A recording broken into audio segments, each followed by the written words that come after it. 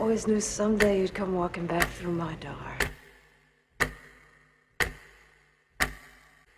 If there's one thing I've learned in my life, sometimes it's better to end the story instead of continuing when there's nothing left to say. Indiana Jones and the Dial of Destiny is a film I wish didn't exist. At the end of the day, endings matter. Indy's story came to its conclusion many years ago with Kingdom of the Crystal Skull. Kingdom of the Crystal Skull may have been a frustrating film for some people, but despite the flaws some had with it, it served as a final chapter in many ways for the character of Indiana Jones. In Kingdom of the Crystal Skull, we saw an older Indy make peace with the fact that he was getting older, yet he still had that dog in him.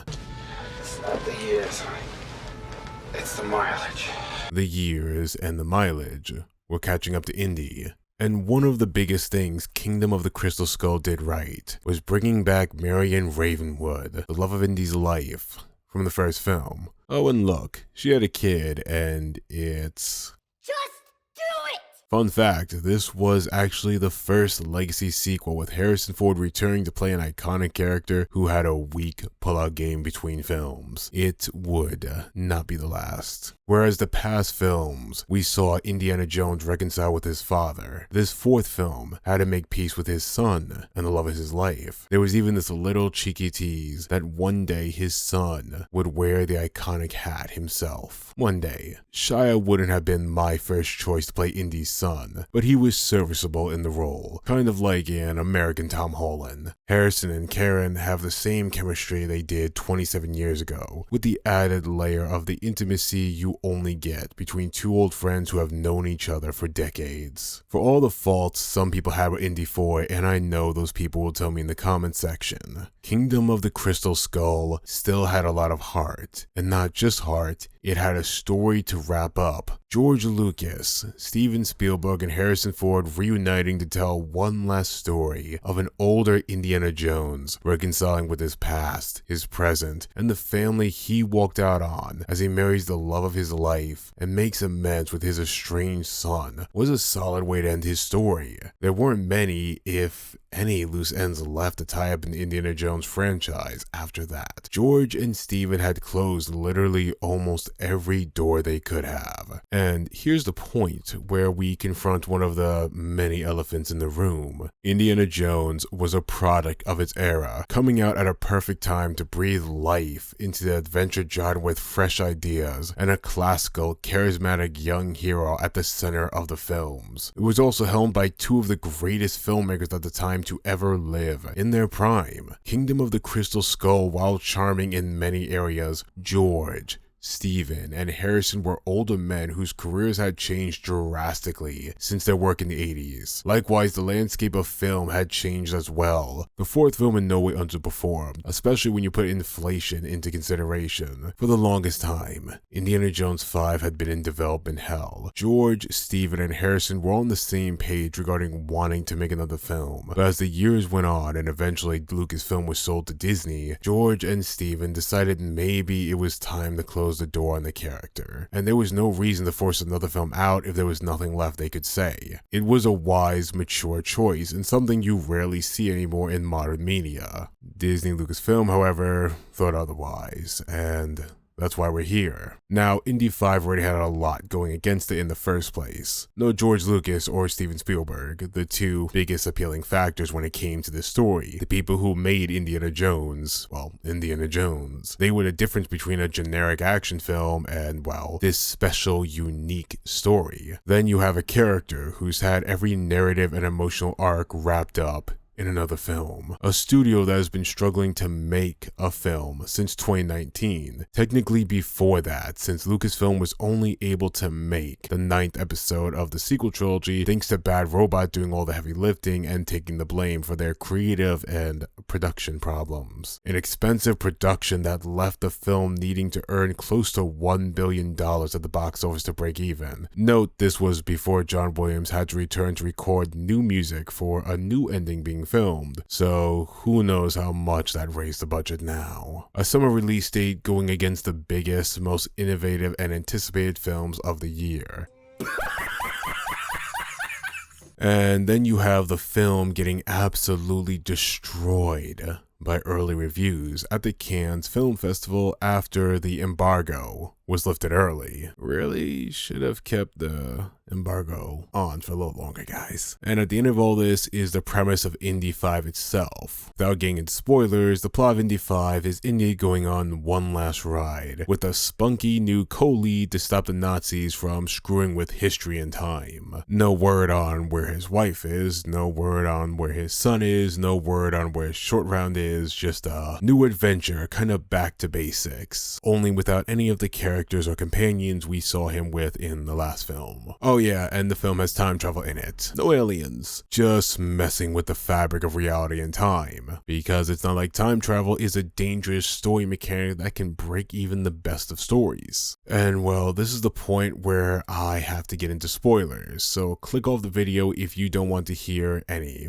or keep watching, it's up to you. Remember when I said there were no narrative paths left for Indy's story to take since Kingdom of the Crystal Skull ended all of them? Well, the writers behind Indy 5 actually thought so too. That's why, again, spoilers for Indy 5, kills off Indy's son Mutt between films, turns Indy into an alcoholic, and has Marion divorce him all before the events of the current film. But is the overall plot terrible? Well, no, it's not the worst blockbuster movie I've seen this year. Why are we still here? Just to suffer? The highlight of this film is of course Harrison Ford's acting. The man always delivers, and when the emotional scenes come his way, he performs beyond expectations. The other actors are, I don't want to say wasted, but I also don't want to say these are characters that will withstand the test of time. They don't. And that's how I feel about this film in general. Now, I can understand not wanting to bring Shia back, but it's been 15 years since the last film. I think everyone and their mothers would have understood just recasting Mutt with a different actor. Chris Pine would have been a great choice. He is the best Chris after all. You could have even cast that guy Anthony Ogruber, who literally played a young Harrison Ford in Age of Adeline.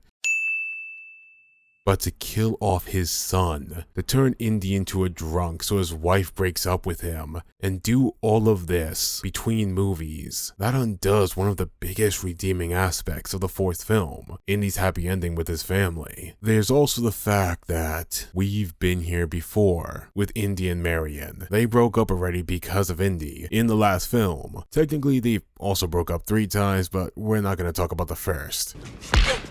This would be like the Blade Runner series, having Deckard looking for his daughter again, after the 2049 film already had him find her, or The Last Jedi killing off another legacy character because the mistakes of the past by Kylo. Oh wait, we did do that already. Indy 5 is repeating the same cannibalizing mistakes of Terminator Dark Fate, Terminator Genesis, The Matrix Resurrections, Independence Day Resurgence, The Last Jedi, The Rise of Skywalker, mostly because of The Last Jedi, Halloween Kills, Halloween Ends, and even Jigsaw. It's one thing to dig up old plot threads from the past, to create a new story from the past, even if it makes the happy ending everyone thought they were going to have less happy. Films like The Force Awakens, Tron Legacy, Blade Runner 2049, Candyman, Ghostbusters Afterlife, Creed, Doctor Sleep, Jurassic World, Halloween, and Top Gun Maverick have all been successful legacy sequels in their own way. This is why the go-to excuse "you just didn't like it because it's not what you wanted" never really holds that much water. There have been so many legacy films, so many legacy sequels that have managed to be beloved, that have done well, despite going in their own way. The ending of Indy 4 gets undone, not because there was more story to tell, but because we live in an era where we don't know how to continue stories anymore. We have to break things down to put them back together where they more or less were, or where they would have been if we didn't break it. Only this time, there's a modern stamp of approval on it. This broken way of storytelling is hidden behind modern visuals, modern thematic messages, and as longtime fans fight with newer fans or more detached fans, the studio tries to now rebuild the franchise in ways that would suit the audience they have now, until of course they panic among the divisive entry after having to react and respond to the mess they've created, thus making the franchise worse as it battles between having to have its cake and eat it too. It's vanity, narcissism, and studio hubris, and in the end it only serves to hurt the stories stories and the characters of these franchises as the studios move on to the next IP to milk, as the fans fight and blame each other for what happened, not realizing that it goes way above anything they could have done or ever will be able to do. Because as much as people say it's the fans, it's the fans, it's the fans, we're not in control. For every dick fan out there, there is an incredibly supportive fan. At the end of the day, the buck stops with the studio. Because if studios really cared what the internet thought, what the people thought, we wouldn't even be having the Flash release. The usual crowd were called Dial of Destiny, woke this and woke that. In return, the people will fight against those words to defend this messy reimagining, and both sides will just add fire to the wrong conversation. Or maybe both sides will look past their buzzwords to actually see Indy 5 for what it is. Not a woke message, not a message of diversity and representation,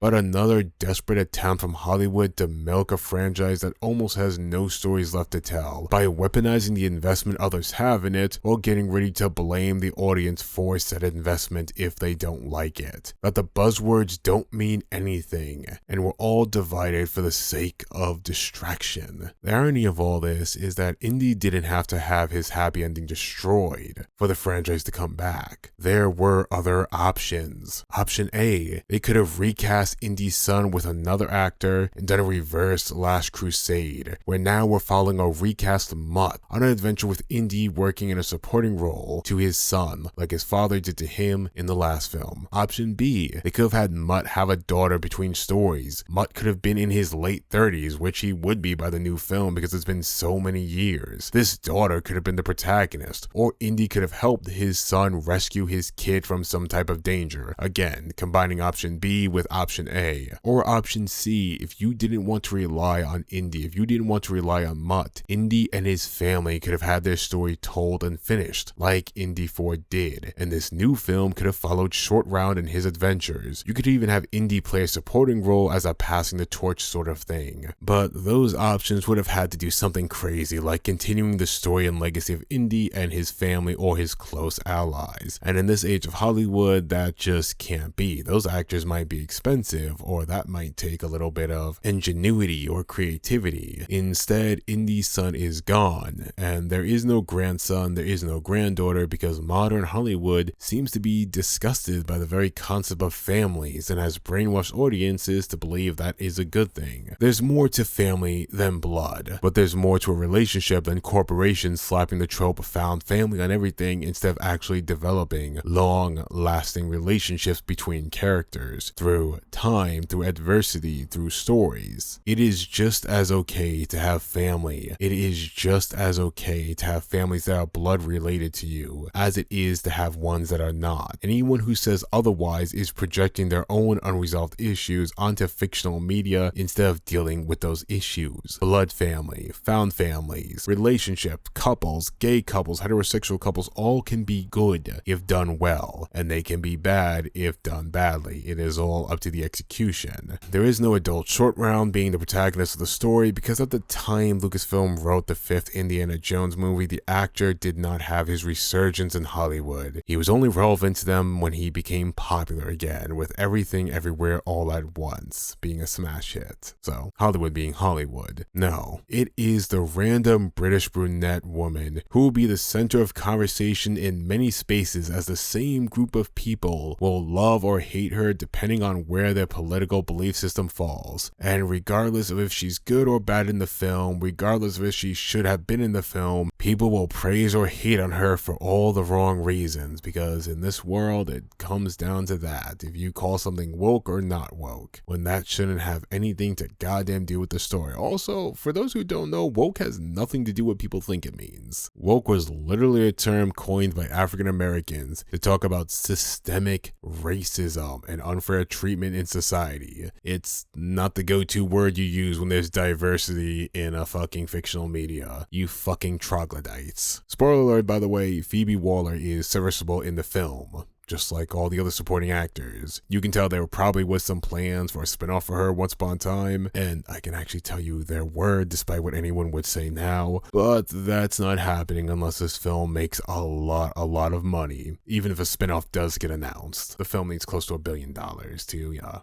reassure its existence. And so instead of Indy's story ending where it should have ended, with the fourth film, and letting it live on with his growing family he could have had, or with his returning adult sidekick, it is now in the hands of the modern culture war. And whether or not this franchise will be milked more to death or left forever to remind people of Disney's mission to never leave an IP alone if there is money to be made, is all up to the Indiana Jones box office. I think it's safe to say while the entertainment industry is suffering from multiple issues regarding how it handles media, Disney is becoming the worst example of modern media, given the only stories they seem to know how to tell or even want to pursue is remaking, retelling, or opening up old stories that should not be opened up anymore, just with diminishing returns, more divisive storytelling, and the magic that once made those special stories unique in the first place being ground down for the sake of profit. Now, is that every single entry of Disney